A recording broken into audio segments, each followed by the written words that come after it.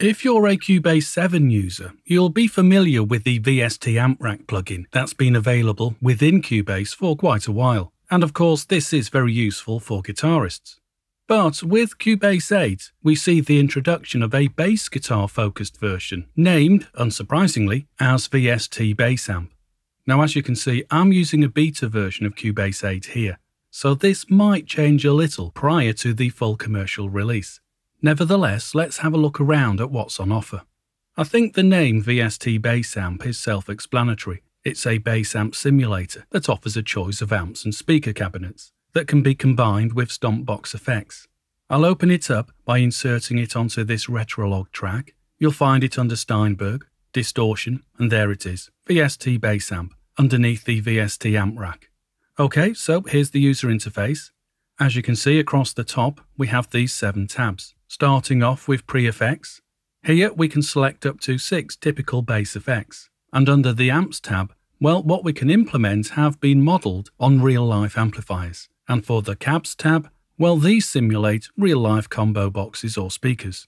By the way, as you'll see in a moment, you can combine different amps and cabs. Again, if you want to add some post effects, you'll do that here.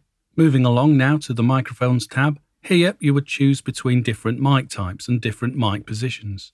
If you work along to the Configuration tab, well, you would specify whether you want to use VST Bass Amp in stereo or mono mode here. And then we have the Master tab, where we would fine-tune our output sound. Incidentally, if you want to collapse it to half size, you can do by clicking here. Useful if you don't want to take up too much screen real estate. I'm going to reveal it again, and I'll load up a preset. I'll go for one at random, this one, Dream Bass, and as you can see, instantly, the cabinet, the microphone, the effects, all the different configuration parts take place. Let's try another, this one, Close Desire. Once more we see the parameter configuration take effect. You'll notice with this preset, for our pre-effects, we have this compressor Stompbox implemented. And on the amps page, this preset utilises this Paradise 880 watt amp simulation. It looks like a Marshall to me. If I want to substitute it, I can do.